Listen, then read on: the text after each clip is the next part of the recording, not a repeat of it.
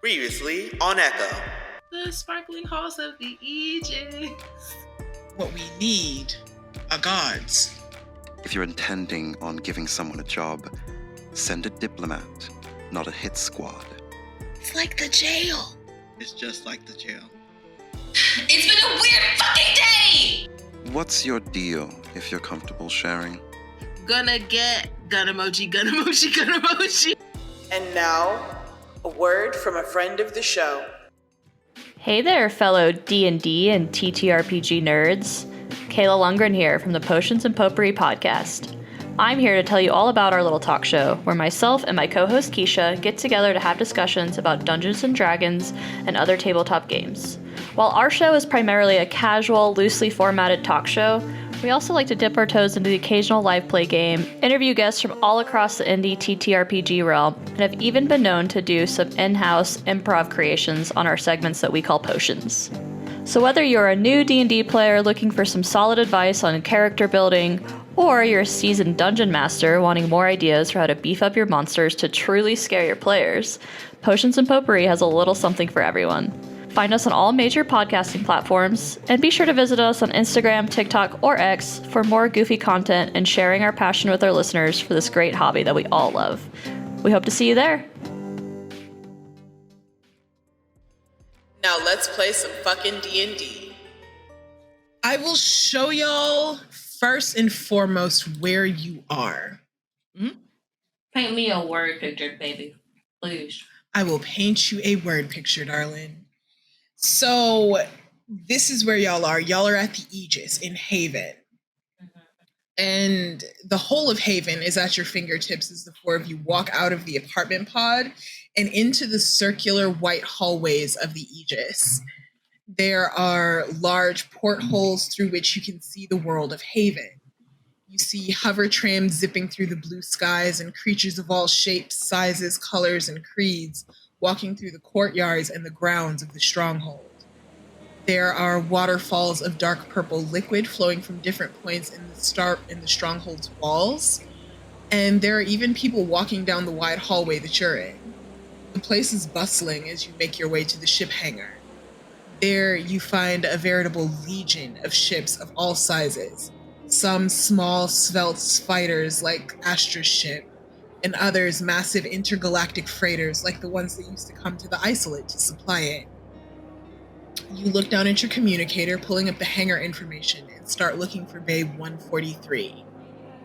And there you find a comfortable, middling commuter ship, perfect for the four of you to travel, with plenty of space to not step all over each other. The hangar is filled with people from all over the Aegis. Some of them are coming to visit. Some of them are living there, coming back from work. Some of them are going to the pods or the shopping centers at the stronghold. But you guys are here. You have a ship, and you have the whole of Haven and the Hyades sector stretched out before you. What would you like to do? Last we left off, we were all about to link up at the ship, right? Yes, y'all are at the ship now. Div looks to the group and they're like, so, mall, Faylen? I would love to go to a mall. Short's eyes fucking twinkle. It's like, mom. Starts shaking his head. Well, hey, yes. So y'all are heading to the ship to get to Faylen. So Before we go, can I take a look around and see what's the security situation here? How busy does it appear to be? Do they appear to be moving high? Is this a general port, or is this a port where everybody comes through here? You know what I'm saying? I will say, give me an insight check just to sort of get the vibe of what's happening. 14. 14. So Can I also look around too? Please, yeah, anyone who would like. What do I need to roll? You can do some skill checks. You want to look around and see what's what? I want to see where the what's it called?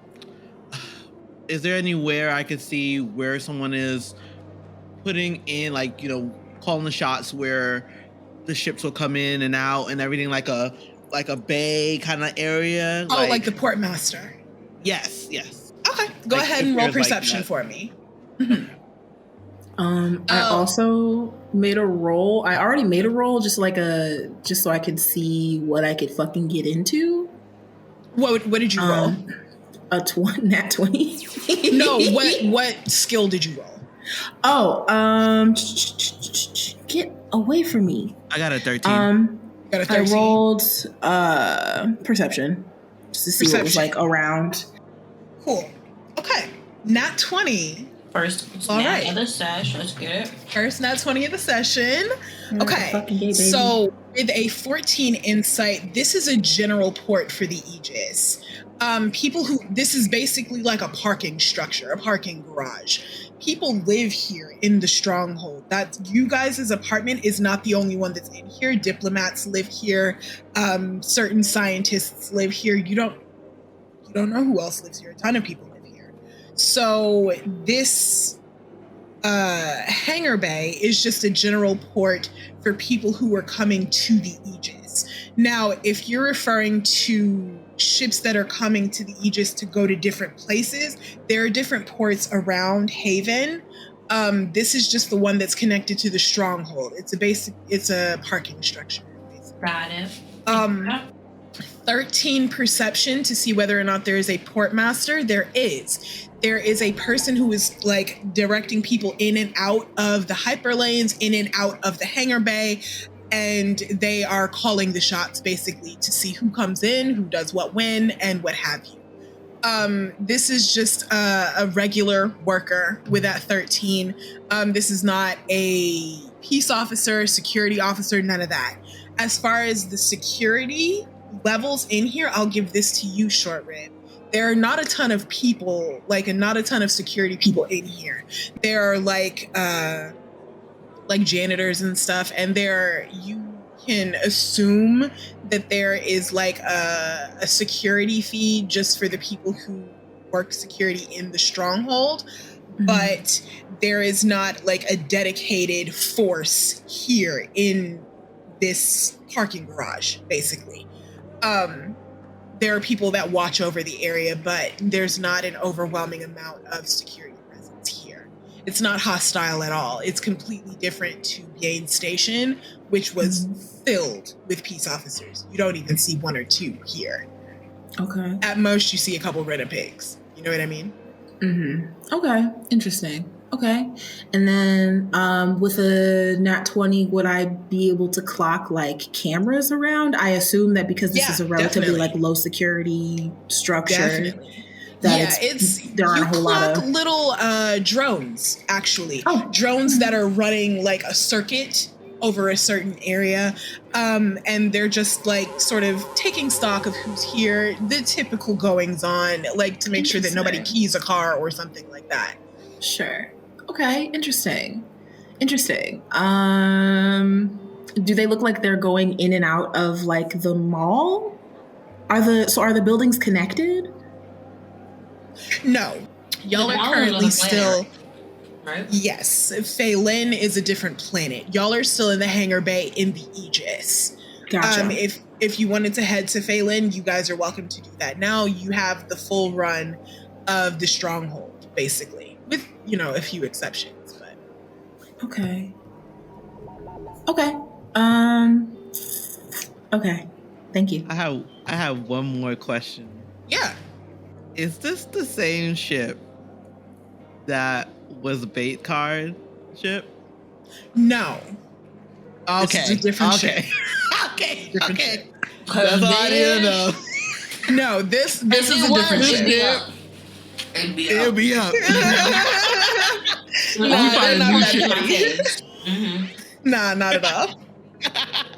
That would have been funny though. I didn't think about That would be funny. I had to ask. A bait car. Hold on one second. Spaceship. I think definitely a pet is going to start looking outside of the ship and just to do just an overview look of it. Can I like get like the model? Maybe like if I know any information about this certain like model of ship and everything, just to look we'll around call it. that an investigation check, to see if you can find like emblems or something like that. Okay. Well, can I give Pet the help action on that? Yeah, sure. Are you looking on the inside or the outside of the ship? I'm doing the outside first. Okay. This pointing around and everything. It like gets on all fours and crawls to the top. So that way they can Is the like door just have a open? look at it. Let Pet know what we see. Hell yeah. Is the door open? Yeah, we got the keys. We can go inside. You got a 16. Yeah, you can go inside. Okay. So you have some knowledge of this ship with a 16. You have not flown this specific model, but you have flown ships that are like this. This is the equivalent of a sedan, right? It's giving Honda Accord. It's no, baby. Oh no, we have a CNA car. We got a Thickums in the Scrubs car. That's what we got. God damn. It's basically a commuter ship. It's built for like short interstellar travel between planets. It's not necessarily built for deep space exploration, but it can travel really well in the hyperlanes and stuff like that. It's a typical car or a typical ship. So it's perfect. It will not function the way that your home did for a few reasons. One, it's not as big, and two, it's not built for being away from civilization. Does that make sense? Yeah. Okay. And the model of the ship, it's an Aegis Gazelle 820. I'll put that in chat. Yeah, Gazelle. Okay. It's Gazelle.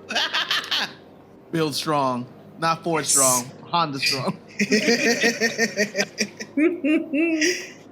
So, you have your Gazelle. You have the clearance to use your Gazelle to go wherever you see fit.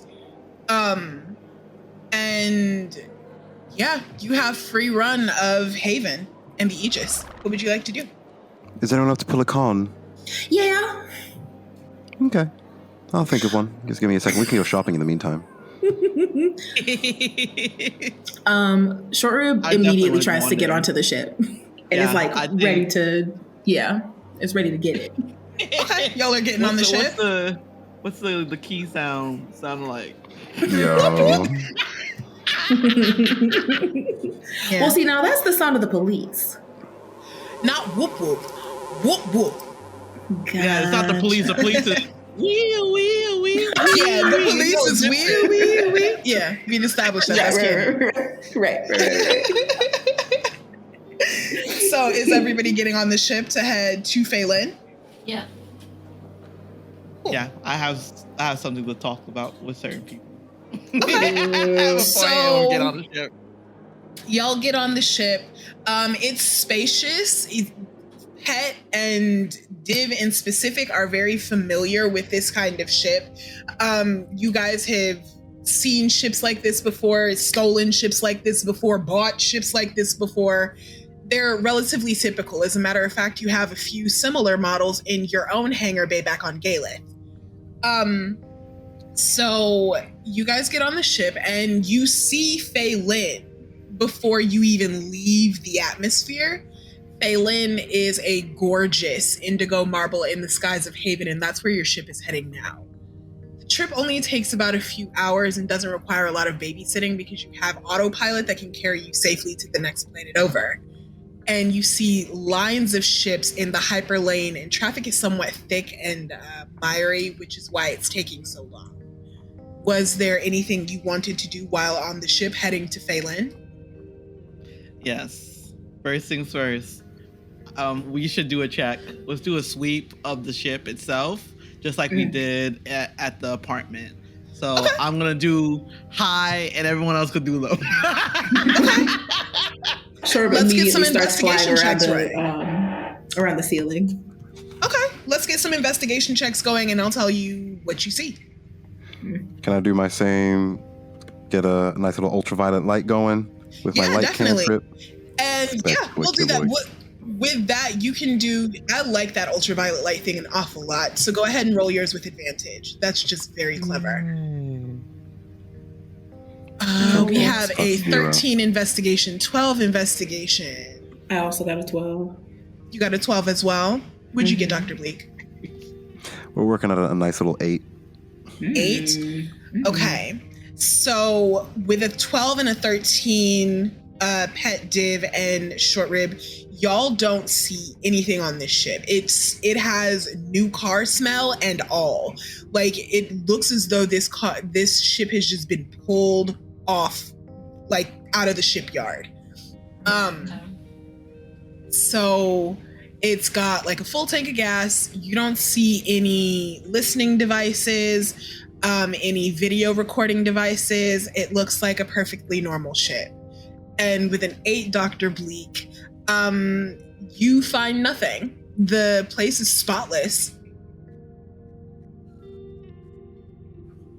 I think Dr. Bleak just kind of like nods. I think like as Dr. Bleak's like searching, they're not so much as searching as like waiting to like get Short Rib alone for a little moment. Well, y'all have a few hours before you get to Faylen, so please. Who do you go to? What do you seek out? What's on your mind? Sidebar. Yeah. Sidebar. Just a little sidebar with Short Rib, and Dr. Bleak will just kind of say, just very like nonchalantly, he's still sort of like searching in the little nooks and crannies of the ship. If you don't want to talk about what happened back in the cell, I understand. But if you do, I am here, and I think that I might be more understanding than you give me credit for. I think Short Rib's probably going to continue sort of like flapping around, like looking and sort of kind of eyes glazing over, and like think about his mom and be like, probably like shake his head real quick and be like, visibly think about being like, okay, well, look at this. But being like, no, maybe not here. Is that okay? That is perfectly okay. Okay. But, okay. And flies in the opposite direction. Oh, completely away from you. Yep. Just so, like, Short Rib, as you're flying, I'll say a history check, and we'll do so with advantage. Okay. How's a fucking very robust 14 looking? With that 14, you remember the very first time someone saw you in your true form, in your trueness. You think of Big Ma.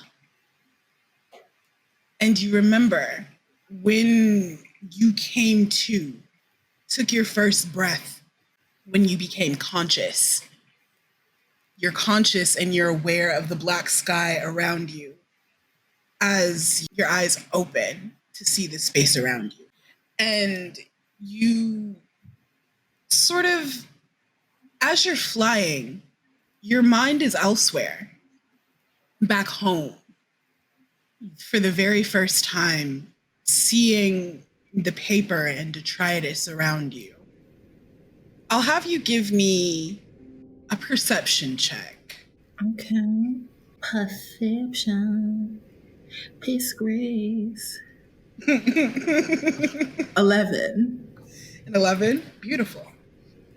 So what you see below one of your hands, you see pages from an old book. And there are pages and detritus and debris all over the place. But something about this page sticks out to you. There are symbols along the top of the page and a picture of something that you don't fully understand.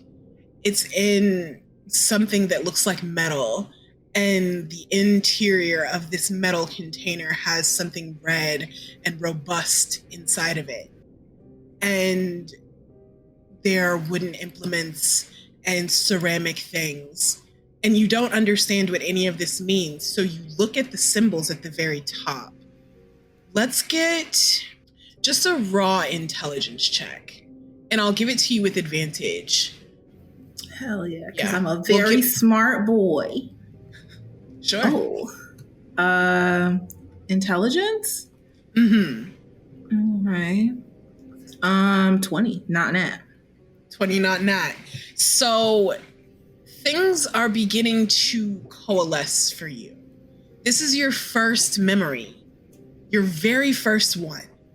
And as you study this page and you feel a stiff sort of breeze flow through your fingers, you see the words and begin to understand them. Short rib ragu. Those words don't mean anything to you, but you like the way that they sound in your head. And as you sort of contemplate this phrase, you hear something sort of sliding toward you. What do you do? Panic. Panic. Probably try to. This is my first memory. I've been thrust into consciousness. I probably would move away from the sound. Okay. So the concept of near and far is something that you haven't figured out just yet. Mm-hmm. I will have you roll me a d4. We'll see which direction you go. 3. A 3? Mm-hmm. So you head that way. You just pick a direction and begin to roll and scrabble and skitter across your fingers away from, or maybe closer to or parallel to. These words mean nothing to you. And yet, as you peer above at the black sky ahead through your eye, you see something that doesn't look like it exists. You see a large blob, completely clear. You can see the sky through their body. And you run right into this figure.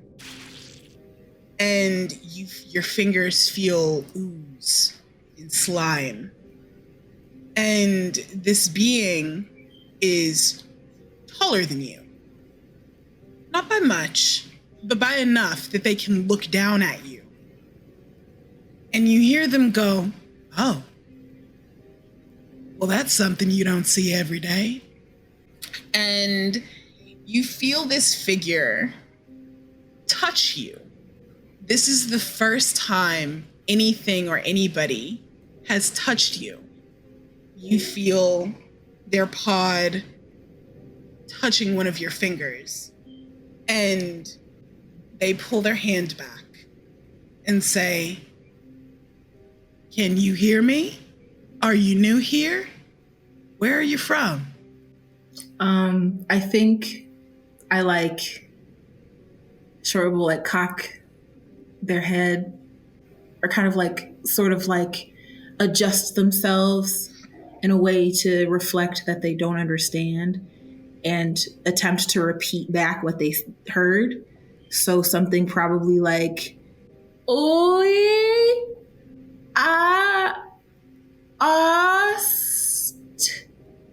The person, the creature, the being, this other conscious entity that you've met looks down at you, and you see the clear of their body go flash pink for just a moment. and their pod wraps around one of your wrists and says, that'll do just fine. Let's get you inside where it's warm. And this person, this being, begins to lead you through the plains of detritus to an abandoned looking bungalow shanty. And the door is off its hinges, leaning a little bit to the left, and the windows are shuttered and boarded. But as you go inside, it's warm and it's cozy. And Cozy. the being, cozy, yes. The being leads you forward to a fireplace in which they add like a bunch of shit, just things. And they throw in like a quick flick of their finger and fire begins to roar up from the fireplace. Oh. And they say, well, first things first, you need a face. So how's about we get you a face? Oh, Shorib is already like upset by fire and like tries to get away from that. Oh, so this being sees you recoiling from the fire and says, hey now, it's all right. It's just a little warmth. It's not gonna hurt you. I think I stretch and kind of like tentatively kind of like shift towards it, kind of like look up and back at the fire, kind of like stretch towards it, but not like really leaning to it, but more like trying to test the air around it. The person says, hey, be careful now. We don't want you to burn one of your hands there. Fire's nice. It warms you up, but it's awful hot. Nice. Very nice. And you see this being sort of stretch up to a height. You don't have a concept of numbers, so you don't know how tall they are. But they stretch up to a height, and their gel pulses blue a couple of times, and they say, you should probably call me Big Ma, darling. Let's get some food in you. And the person, Big Ma, slithers out of the room, down a hallway, and out of sight. And I will ask you, how long do you stay with Big Ma? Do you ever leave? I think Short Rib is very much a mama's boy. I think he's like fucking out past the street lights being on, but he's definitely like a mama's boy. So I think like she'll stay in the sense that like there will always be a home, but I think they like got their wings and immediately were like, yes, I can leave and see things because everything is confusing and exciting. So I think Short Rib never leaves. And it takes a while. Not long, because Big Ma is a good teacher. But she does. She teaches you how to have a face. And he teaches you how to have a voice and how to speak, how to move. He gives you a chance. And as you remember Big Ma giving you a chance, you feel the parallels between Big Ma and Dr. Bleak. Maybe for you, Dr. Bleak is trying to give you a chance too.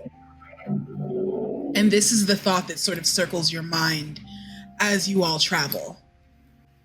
Anyone else? Who do you seek out? What do you do? I definitely want to seek out. I was gonna say short. Div. Where does Pet find you, Div? Probably. If there is like a rest kind of area on the ship, I think Pet would find Div there. Probably like not necessarily meditating, but just like in a neutral state. So like, the orbs in their eyes that would usually be there like are not there, and their body is like completely still, and they're just sitting. Just thinking. Yeah. What are you thinking about?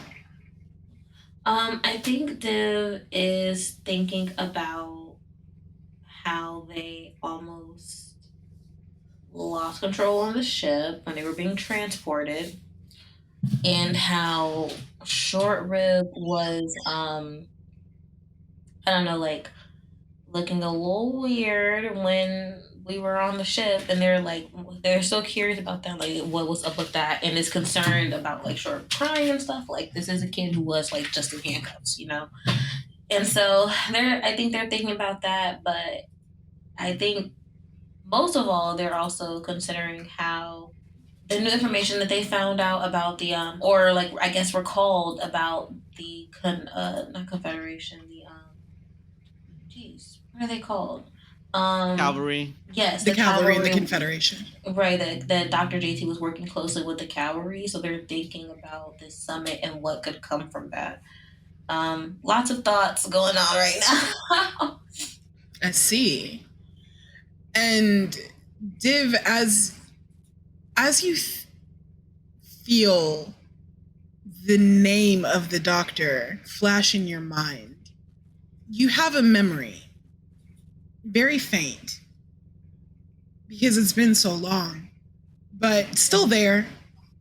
And you remember being in the lab, pristine, white, very clean, but disorganized in some ways, chaotic in its organization.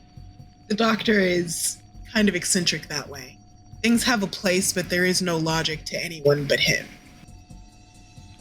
And the doctor has you in that same neutral state as he tinkers. He has you on an electronic dais, one that has lights vibrating and pulsing through it that connects to your boots. And you have your arms outstretched and your claws held wide as the doctor works on something in your back. And he's talking to you, but also to himself, which he does pretty often. Mm-hmm. He's saying, Obi's gonna be so pleased. I can't wait to introduce you to the speaker, Div. It's gonna be a truly revolutionary meeting. You have no idea the good you're gonna do. You don't know how integral you are going to be to creating a new world, a better world, a freer world. And the doctor sort of putters around and reaches for an electronic tool to sort of get into your joints with. And as he sort of putters around, you're able to talk to him. And your eyes are sort of going around. Let's get a perception check to see what you hear. Okay. 16. You hear the beeping and chirping and whirls of liquid and water and steam that is always in this lab. Hear electricity thrumming through the walls from the arcane network, and you feel the presence of magic, not just coming from you, but from the doctor himself and from everything in this room. And that's normal. You're used to that. But there is something down further away that you're not used to hearing. And it's the sound of trucks. Lots of trucks. And as you sort of zero in on this sound. The doctor pulls back from what he was doing and he says, "What do you think about that, Div? You think you wanna meet with OB?"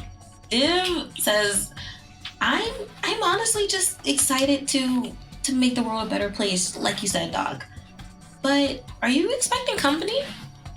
At this, when you said that you're excited to make the world a better place, you see Dr. Teagues gives you such a loving smile. And he looks as though he's about to speak. But when you say, "Are you expecting company?" he freezes, goes stock still. What is his personality? What is his vibe giving off? Insight check with advantage. Okay, 22. 22, very good. The doctor is panicked.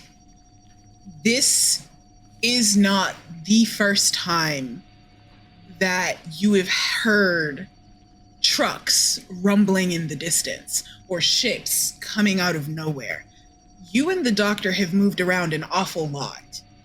And the doctor has never been explicit as to why, but you are an intelligent creation and you know that it's because the doctor is running. You never knew who from or what from because he never spoke about it. But you hear the trucks and you see him believe you. He goes, "No, I wasn't expecting company, but thank God for your hearing, Div." And you feel him close a panel on the back of your shoulder, the panel that he was working on to make your arms go with its full range of motion. And he takes one of your claws and gently pulls you off of the electronic dais. And he says, "We have to go now. I think I know who our company is."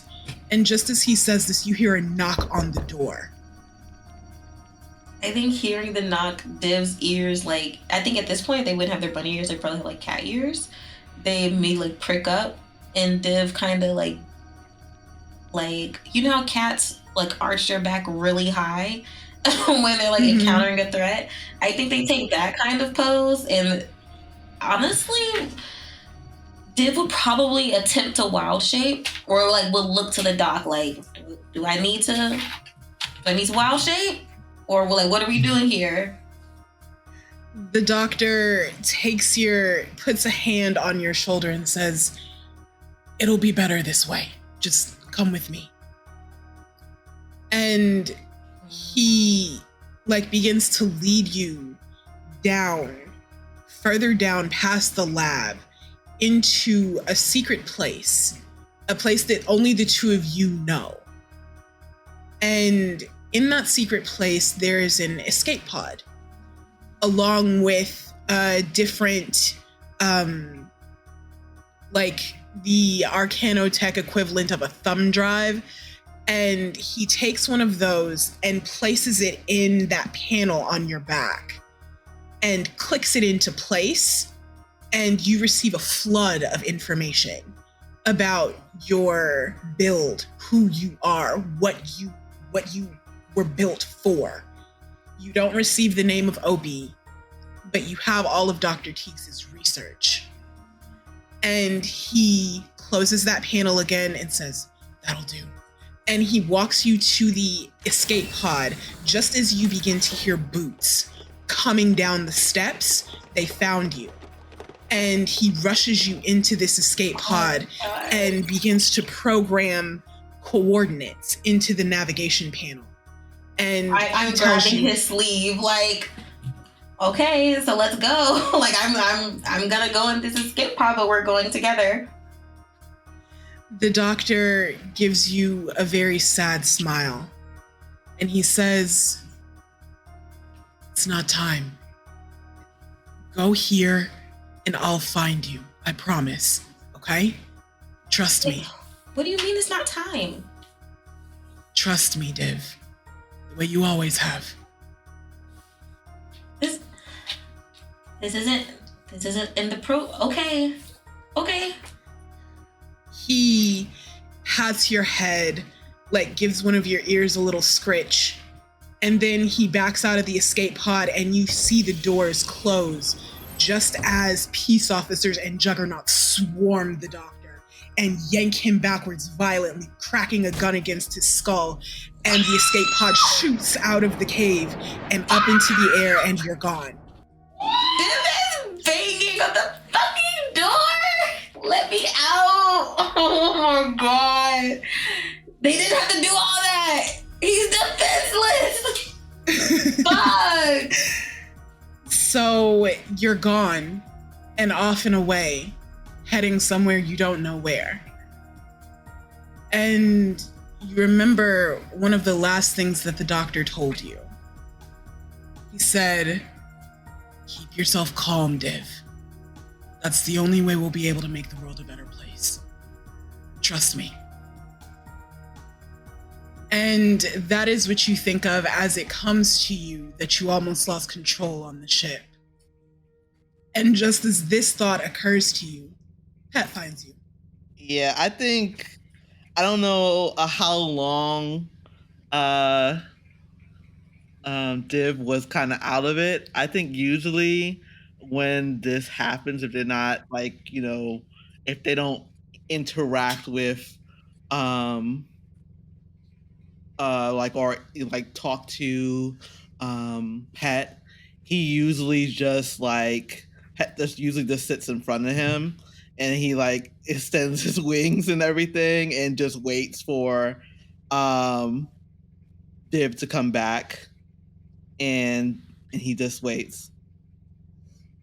I think Div coming out of that would open their eyes slowly, let the cameras adjust to the lighting, and they look at Pet and they're like, I almost lost it.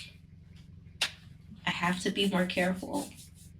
Pet looks at Div and recognize what they're saying and says, I was just here to check on you, and there has been so much going on going forward. We have so much that has happened to us in this year alone, year and a half now. I just wanted to check on you, especially when we were trapped again. I was still kind of out of it. He kind of looks down and then extends his wings even more and looks at Div, but I just wanted to check on you. I guess I'm trying to I guess I'm trying to think of next steps. I still don't know where Doc is, and maybe I think it could be a chance to find out more about him. And maybe You think he's here? I mean, honestly, I'm not sure. I don't know. But maybe I could start combing through his research to get answers. I have it. I just honestly haven't looked at it because Been busy. Jail. Yeah. Do you have it in you basically yourself? Yeah, it's stored in the noggin. So they tap their helmet with the tipped claw. Ding, ding, ding.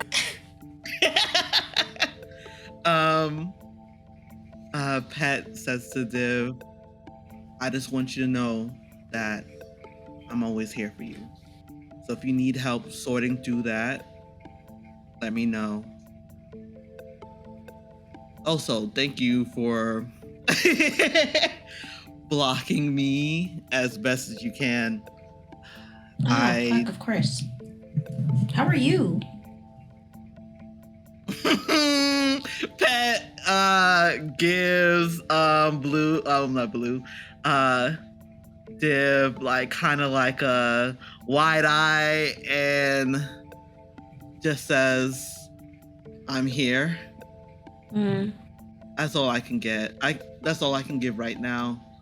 There's been a lot of check-ins for some reason, and I think Pet goes over some of the conversation that he had with Dr. Mozaeya and says, it seems like we have about Dr. Mozaeya. I think we are pretty much on the same page. I don't know much about them, but we all in this shitty situation, so we need to come up with a plan. And I know in the past we were a lot more chaotic. Yes, and also we still got fucking caught. Exactly. So I mean, sorry, I'm not too hype on fucking trusting the doc who was just working in the isolate to try to fucking reform us or whatever. But I trust you, so that's enough for me. I think my level of trust is that we're all in the situation. If this was a different situation in a different timeline, they will be out the ship lock. But this is a different time, a different a different kind of situation where we have to, on a level, work together. We have a common goal, which is not being tied up in all of their bullshit. And kill the IOC. And kill the fucking IOC. Okay. I think Pat stands up and motions them to come to the front so they can start, flying. We're going to see some motherfucking weapons, okay? Hell yeah. Like, Alex, do we know like how long the flight is to Faylen? About 3 hours. Cool. During that moment, can we can Div take the time to kind of internally access their fucking in-game menu, in-body menu, and comb through the files that the doc sent to them? Because I don't think they ever went through those files. I think they went through what was what pertained to them so that they could keep up the maintenance on their body. But I think it it was sort of this is the doc's files, and the doc will just get his files back when he meets me. I don't have to look at them. I don't have to, you know what I mean? Secure this because the doc has it. And now it's been so long, and they're okay, well, I guess it's time. Let's see what the fuck this was about. What were you working on for the cavalry?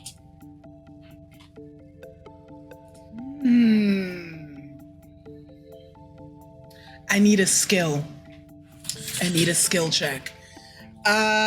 We'll call it either history or arcana or straight intelligence. It's up to you.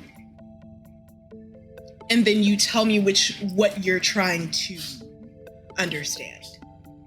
Shit, they're all bad. For real. History or arcana? Ooh, I love me an arcana check. I'm gonna go with arcana. go with Arcana. And what am I looking for? I guess I'm looking for like what was the doc working on? I know, like, you know, he was working on me, but what was the end goal? And if there's any mention of OB as well, I would like that. Okay. Normal roll. I'll give it to you with advantage because the doctor gave you his research. -1 to intelligence, lads. All right, 15. Let's go. 15. So the overwhelming majority of this is very technical, and you have access to the breadth of the arcane network, but also the doctor was very strange in his logic, so certain shit just does not make sense. But the general thesis of the doctor's research is on basically containing an extraordinarily powerful arcane black hole. And the purpose of that was to take planets that had been destroyed by the Great War and terraform them to stop the effects of the war. Because, you know, arcane technology, you have spellcasters, you have people who do inordinate amounts of damage, and this is a great war. So the body count was extremely high, and the sort of the effects on these planets was catastrophic. You want to talk about a mushroom cloud, baby? Let's talk about ships that eat planets. It was bad. Yeah. And the purpose of the prototype of you was to take these planets and give them back arable land, a breathable atmosphere, and clean water through like a reversal in this black hole's arcane. That was the purpose of you. And there are notes in the margins. I'll give you this with a 15 as well, because these are files, basically. And in the margins of these files, you see little comments from a general. And the general is reaching out to the doctor. There's a list of communications between the doctor and the general. And the communications are talking about how this prototype can be used to further the interests of the government. The general never specified what those interests were. The general asked for a list of specifications to see whether or not you could be tinkered with to change the purpose of that arcane black hole. That is the breadth of the research that you got. That's what you understood with a 15. Okay. Can I comb through this stuff at a later time? Yeah. Cool. Okay. That's interesting. The general. Does it have a name for the general? Let me roll a dice. Call a number. Or like high or low. Call high or low. Low. Low? Yeah. Yes. The general's name, General Cleric. Interesting. General Cleric. Yes. So as all of you are sort of convening in different spots, Dr. Bleak, what are you up to?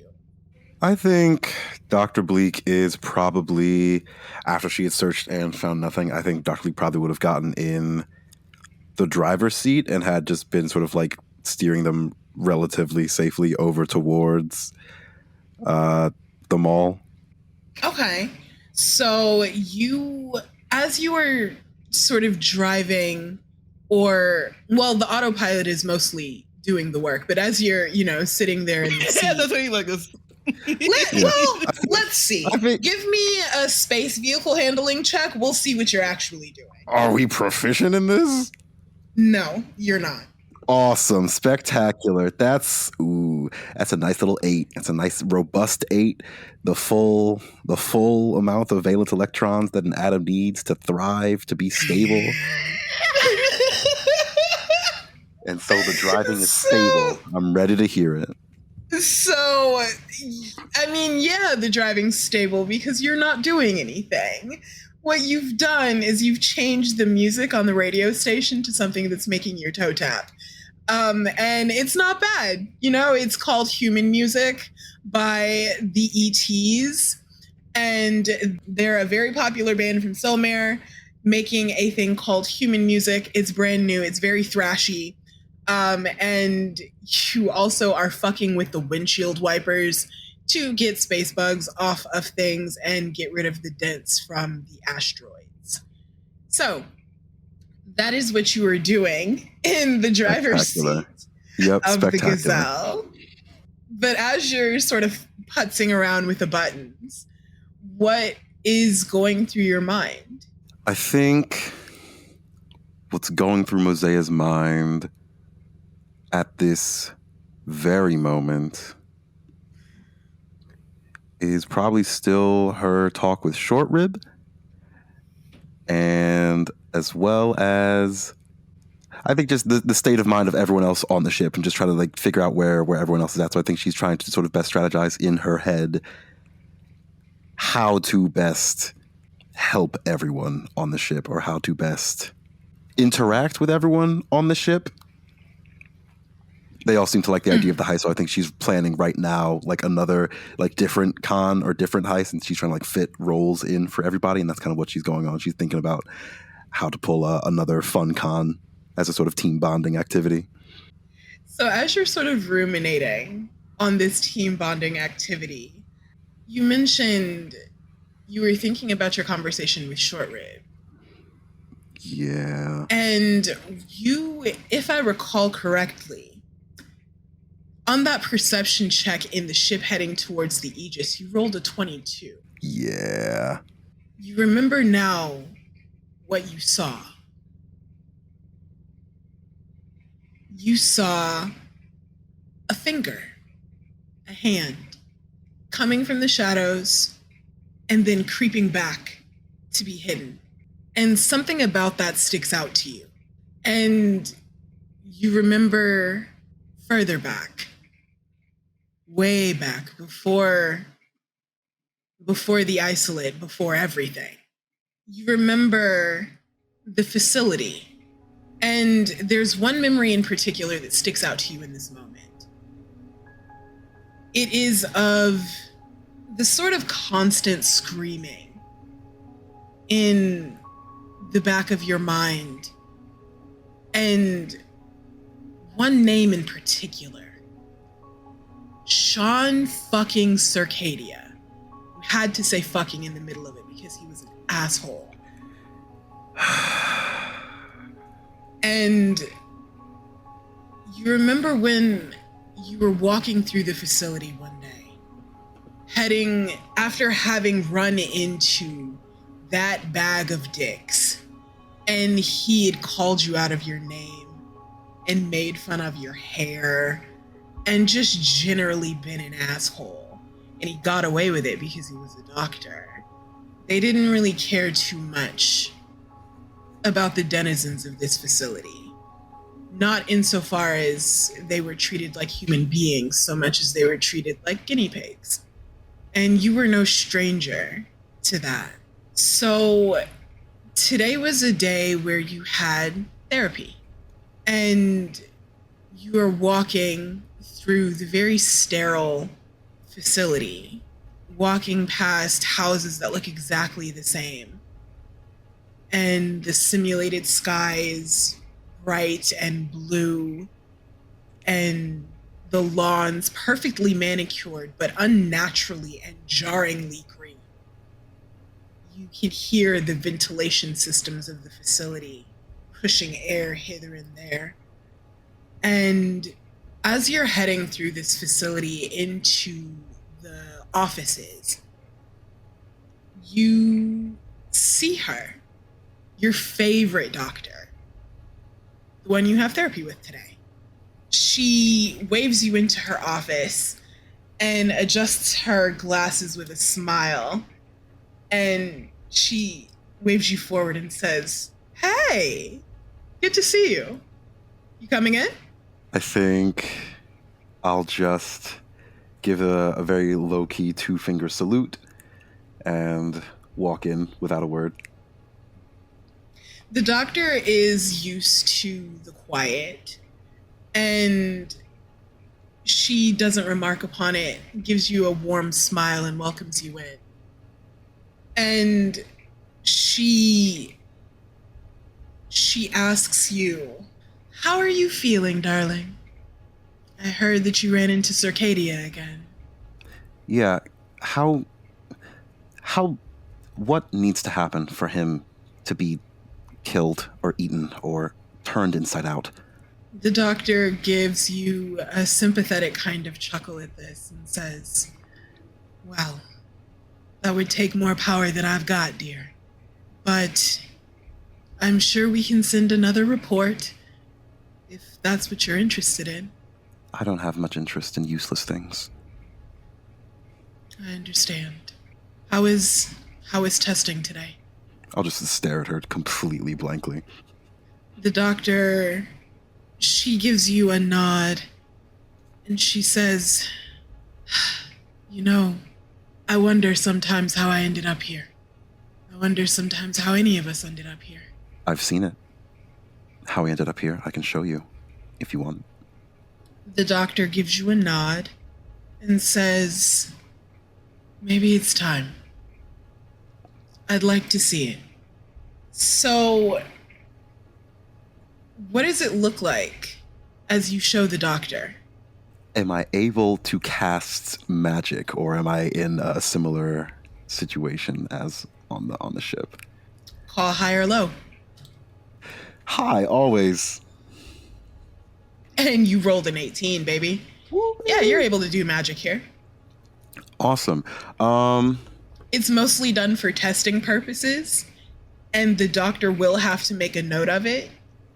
But so long as you're not doing anything to harm anyone, you won't be punished.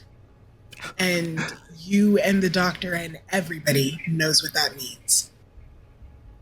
I think I will just kind of stand up, walk over to the doctor, and I will say in the language that is older than language, "Don't scream." And I will cast Dissonant Whispers and just show her what I saw back then.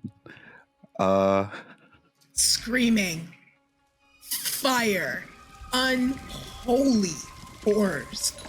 The sky is dark and writhing with something, you don't know what. You were on a ship doing your best to have a good day with your friends. You guys had been playing cards, drinking, just a normal night for you. But this thing, this massive, unbelievably, unfathomably large and blacker than black void yawning before you, gaping maw, and a shriek unlike anything you've ever heard. And something about that shriek pierces in your skull and shatters what you know of your sanity.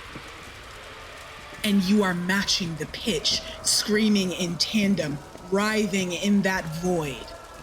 And then you wake up, and the doctor looks at you in abject horror. And she says, "I see." And you hear it still, that screaming. And she seems to hear it too, but it takes a second for both of you to register that this is happening in real time. And the screaming is coming from the others in the facility. Maybe it's another fight, maybe it's another orgy, who fucking knows, but it's loud and it's raucous And the doctor shakes herself and says, "Stay here, dear. I'll go see what's going on." And she rushes out of the room before you can speak. And she's gone for a very long time until she just doesn't come back. But you're beginning to smell smoke and hear fire.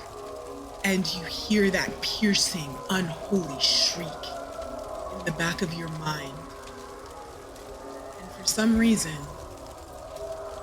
it reminds you a little bit of Short Rib.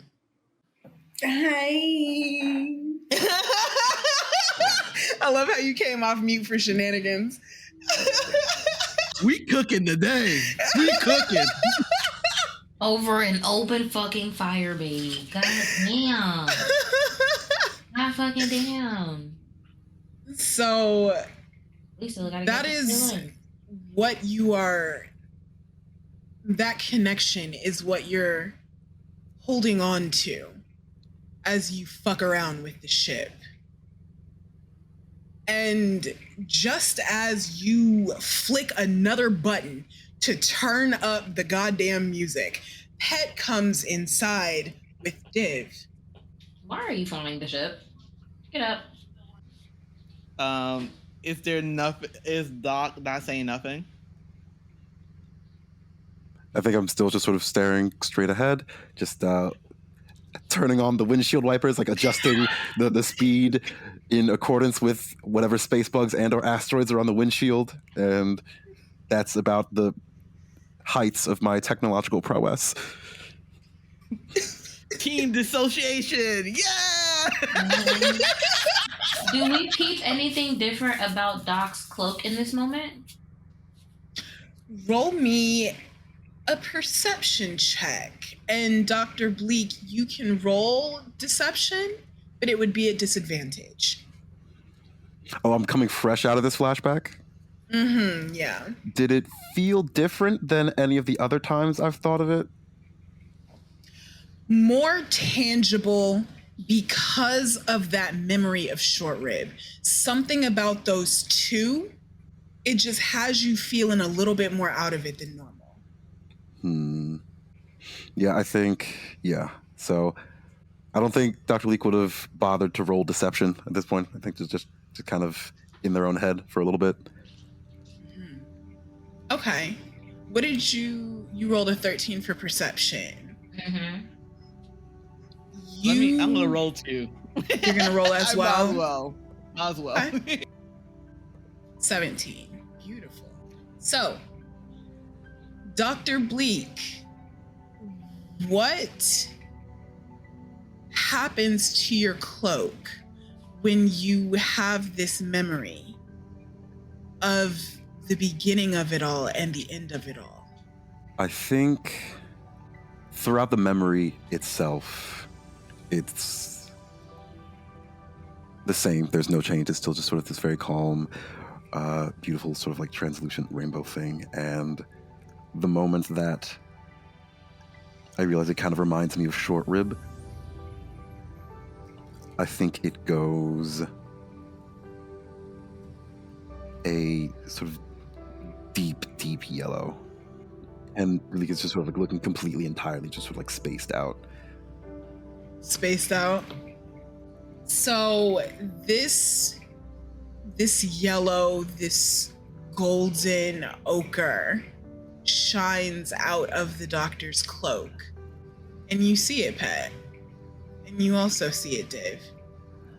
And it's unusual because the doctor's cloak is a rainbow. That's what it is. It's never one color. But there's motion and lightning shooting through this color. I think Div would like reach out to touch the cloak for a second and then like retract the hand back, and instead will just snap next to Doc's ear. I think the doc will kind of look at Div, not jump or anything, but just sort of very casual look over. Yes, what can I do for you? Can you get up? Sure. they'll kind of stand up and their cloaks sort of back to their normal rainbow. Pet's gonna clock it. That's gonna ask the question. about it. Y'all both clocked the fuck out of that. Pet asks, "Are you okay, Doc?" Yeah. This is the I mean, first time. we're kind of being held hostage by the IOC, so as okay as I can be. But your coat looks a little different. She kind of looked down at her coat. It changes a lot depending on the mood, I guess. What does yellow mean? She'll just kind of stare at you. Why do you ask? I'm just curious. What is this vibe of Doc that Div is picking up right now? Insight against your deception or persuasion. Don't tell us which, my love. Yeah, I'm just gonna do insight too, cause in general, anytime, anywhere. I rolled a 5. I rolled a 16. 16? What you got, Dr. Bleak? Just a nice little 18. 18. Oh, so close! I told you, it's soon. I'm telling you, soon. So, you guys see Dr. Bleak stoic as ever. You can't really tell. I can tell what's going on with her, but... Oh, go ahead. Yellow means I'm having some strong feelings. Any color means I'm having some strong feelings. That's not... Feelings aren't what's going to get us out of this situation right now, and so... I'll be fine. I'm gonna say, do you want to learn how to drive this? I know how to drive it. No, you don't. Pet is going to walk up.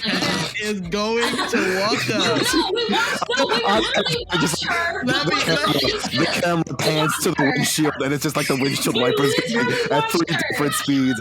They've got like the high beams on. There's like dozens of other drivers. Like, Pet is going to walk, like kind of chuckles, and walks up to the panel and turn it off. Manual drive.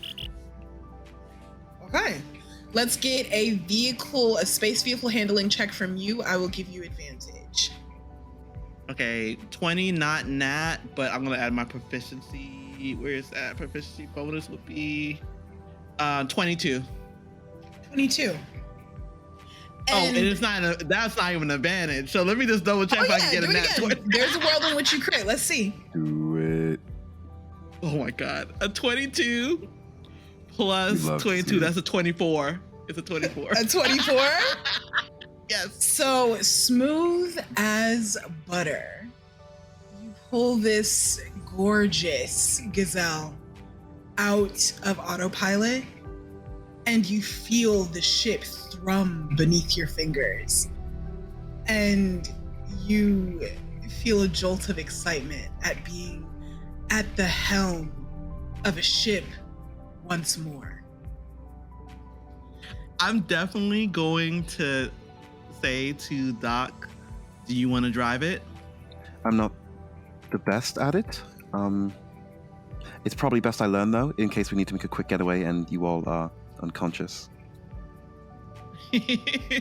Oh, I won't be unconscious. We'll just kind of stare at them. I think I start the saying what to do and just go over like I think I'm talking really tech in this moment of time, like saying a lot of I don't know what I'm saying. I'm just saying like if you put this function to function 85 of 6 and then you add that and pull it back up. So like I'm kind of like, do you mind if I touch your hands? Do you mind if I touch Mozaeya's hands are like physically shaking at like being in manual drive. Oh no. We're not in manual drive no more, baby. So, go ahead. I asked if I can touch your hands so I can guide them on the ship I guess rain. The What do we controls. have? The controls. That would be fine, thank you. And then I continue kind of like stare it, but I'm staring it kind of a little bit outward and letting the dock kind of drift out. And So every what single we time will they do- drift out, okay. We'll call this a space vehicle handling check for you, Dr. Bleak, and Pet is giving you advantage. Ugh, Yes! horrendous. Let's go. See how you do. It's okay. I'll save you. I'll save you. All right, I'll so save that's a 14. Woo! 14, not bad for your first time. So it's bumpy. You know, it's not the greatest, but you don't crash and you don't bump into any other ships either. As a matter of fact, Dr. Bleak is very cautious with the way that she's handling this beautiful piece of machinery. Mm-hmm. And it doesn't take long for you to sort of find your groove, Dr. Bleak, and to understand the power that you wield by knowing how to fly a ship. You feel the arcane and the electricity thrum through the ship. And there's something magical about it. Yeah. I think Dr. Bleak will just kind of look out. Yellow means fear. It means fear of Fear. Pat just like looks down at them and just say the fear of unknown or just in general just fear.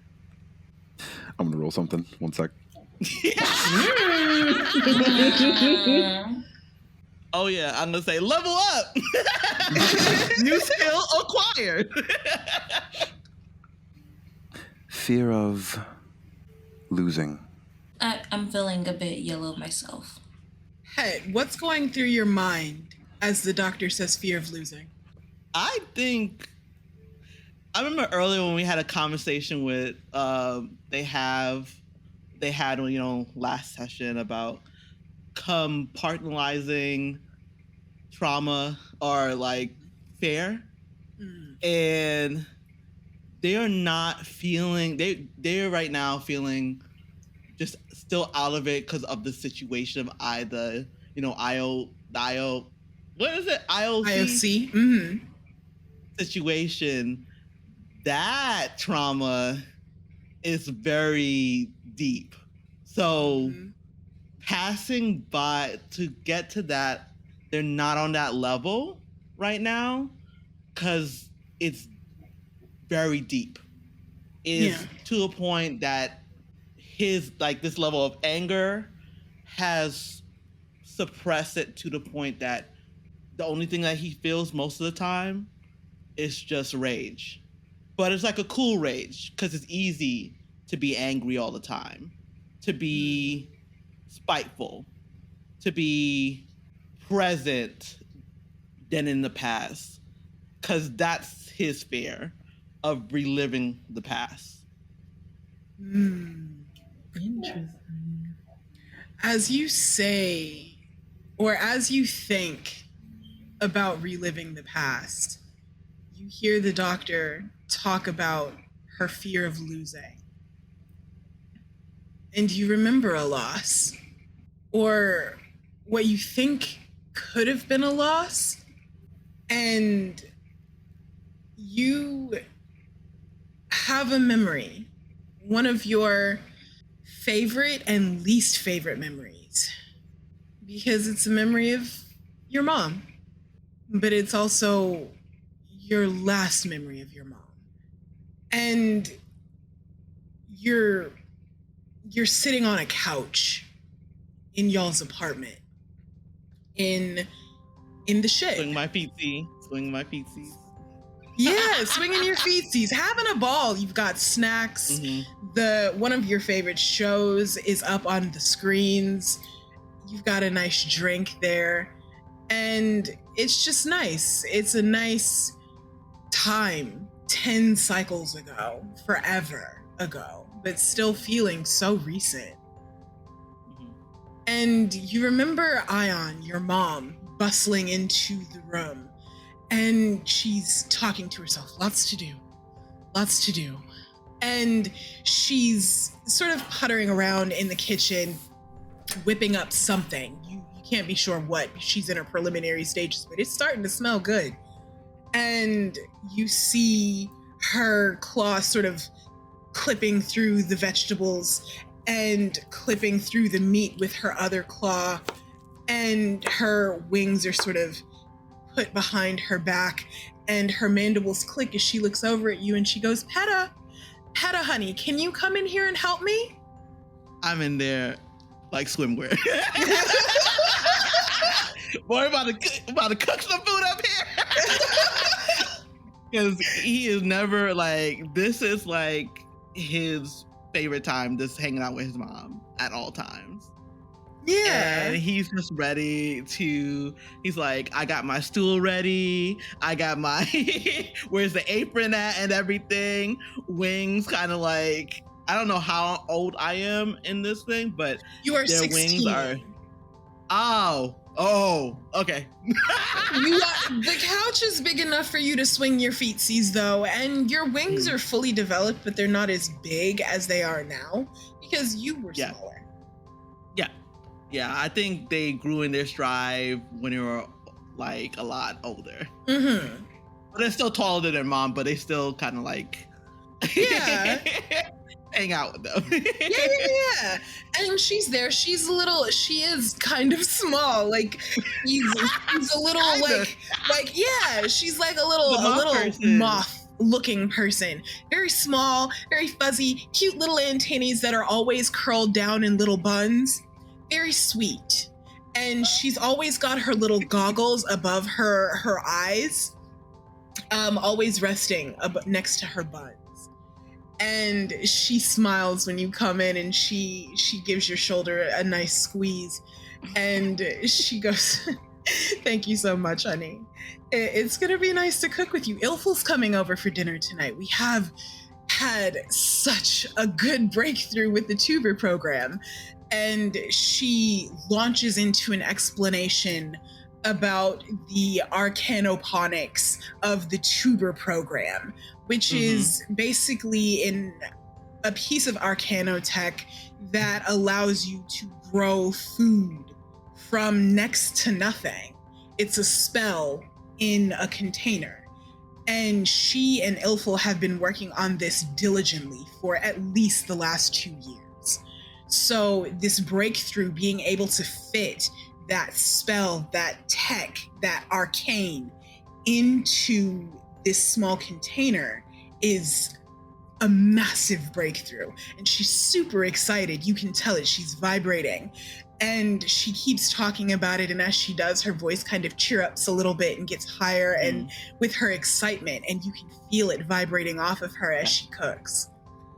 And just as she puts the food in the pan and sort of slaps it into the oven for it to braise, you hear a knock at the door. She says, hey, baby, can you go grab that for me? I'm pretty sure that's Ilful. Definitely. I think Pet's like just like, sure, and just kind of like walked out the kitchen and goes to the door and says like, who is it? Like, who is it? Like in a cheerful voice. Hey, Pet baby, it's me. Who is this? This is Ilful. This is Ilful. Ilful is Ion's assistant. You know Ilful very well. Yeah. This is like your aunt, uncle person.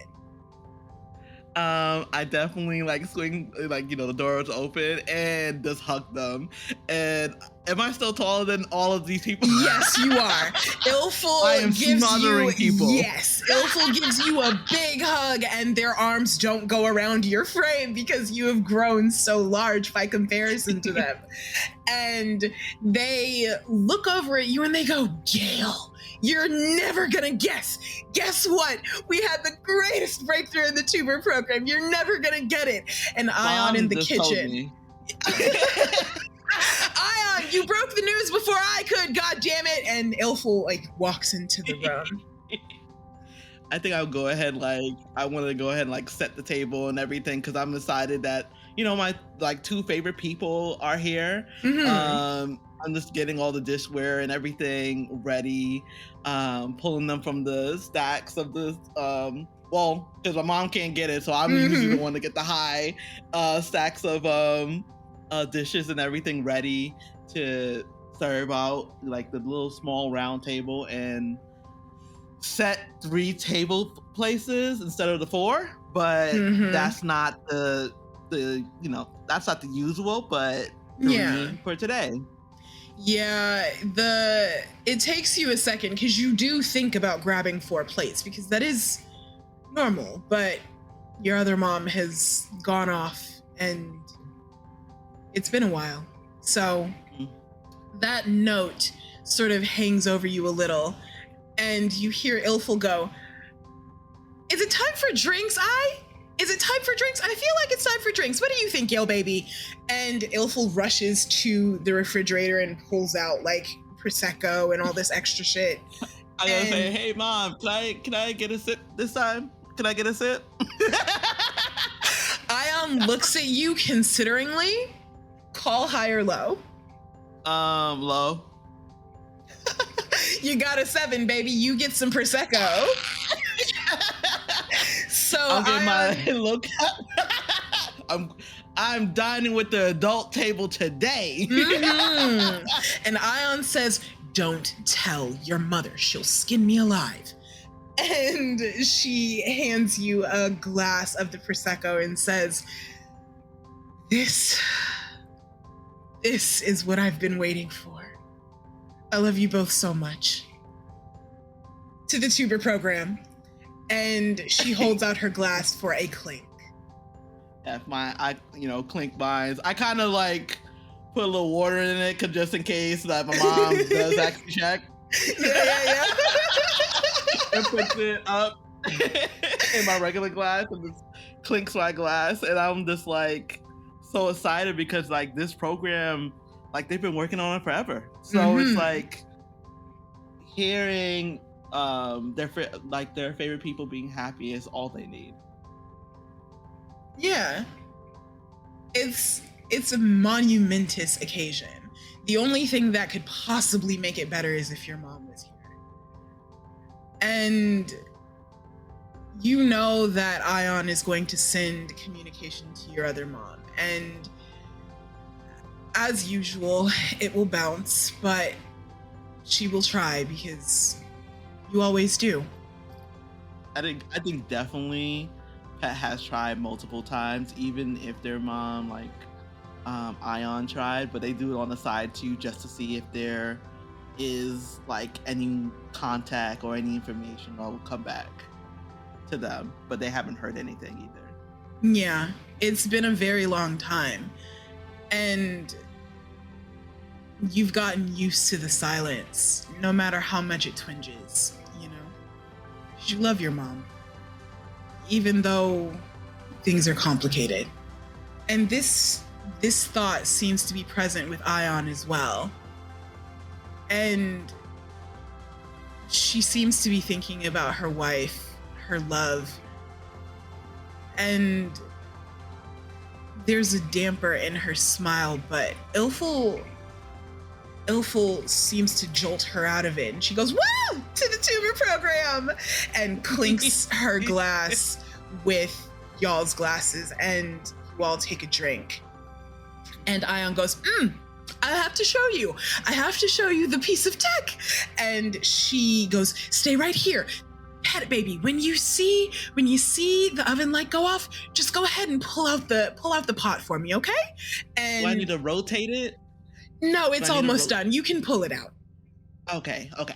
And she gives you a wink and rushes down the hall out of sight. And she's going down to y'all's home lab.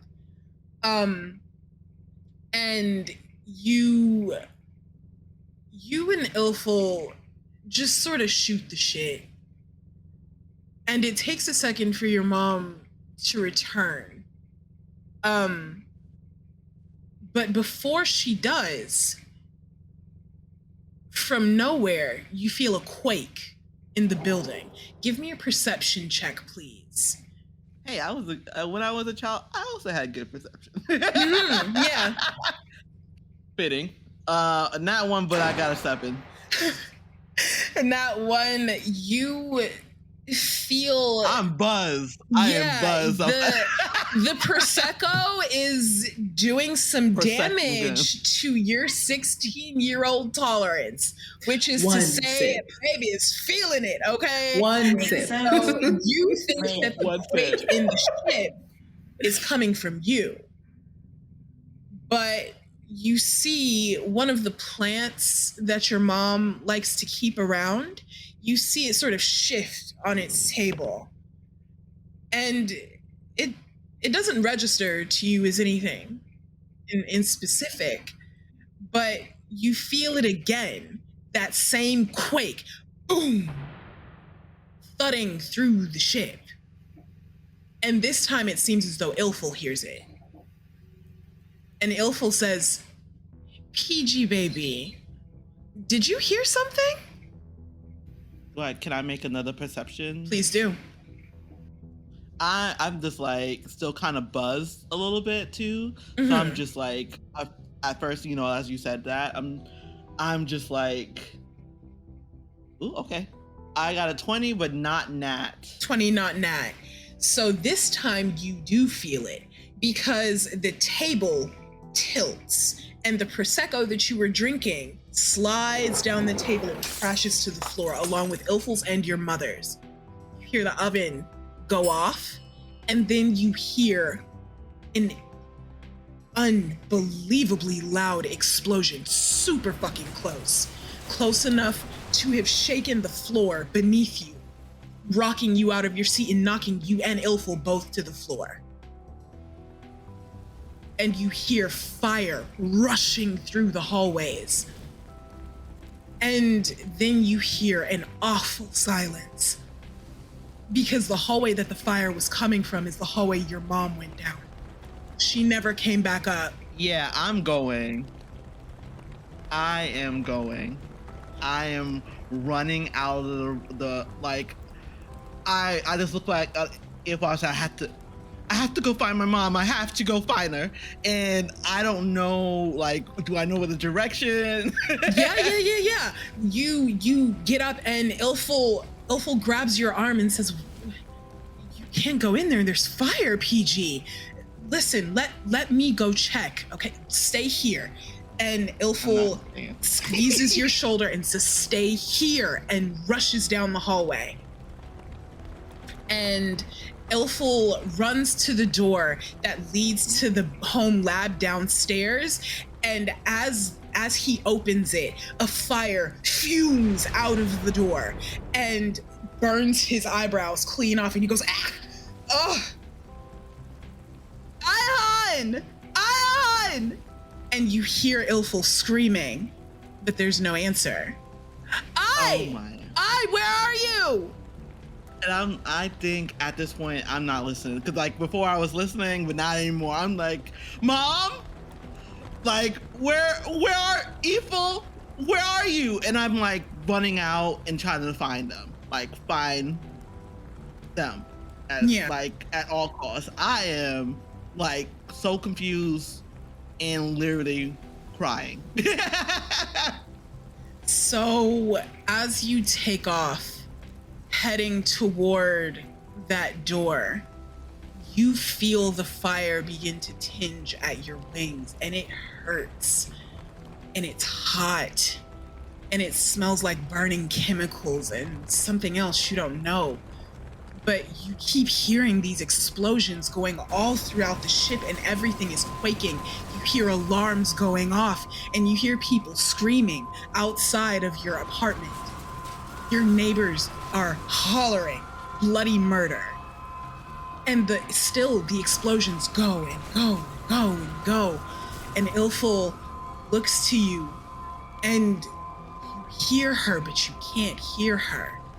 She grabs your wrist and pulls you away out of the apartment and into the throng of people heading towards the escape pods on the new ambition.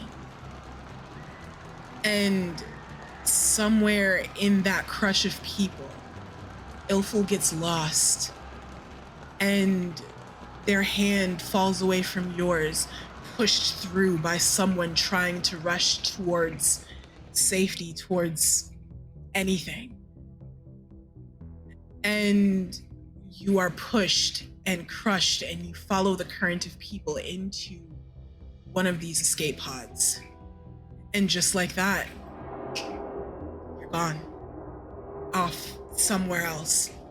And you watch out of the portholes of this escape pod as the new ambition goes up in an irredeemably massive ball of blue fire. Your home is gone. And in the pit of your stomach, you feel it. This unbridled rage boiling through your system, running through your veins. And the word loss echoes in your head as the doctor says it. And you're brought back. And you see that you've made it to that beautiful indigo ball in the Aegis sky. Welcome to Faylen. Nigga. And that's where we're gonna leave it for today. How fucking dare you? Go crazy. Go crazy. How fucking dare you? Cook ying. Cook ying. Some good shit, for real. Delicious fucking That food. is a 5-course meal tonight, lads. Yes.